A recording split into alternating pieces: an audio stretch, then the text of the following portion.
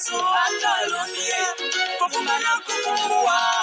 Yesu atarudi kuchukua kanisa lake babe, kuchukua kanisa lake babe.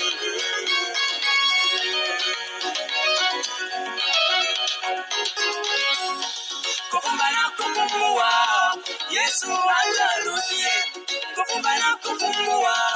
Yesu atarudi kuchukua kanisa lake babe, kuchukua kanisa lake babe.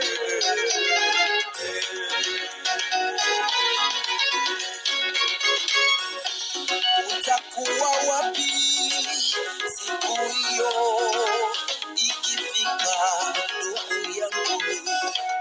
Utakuwa wapi siku hiyo ikifika, ndugu yangu?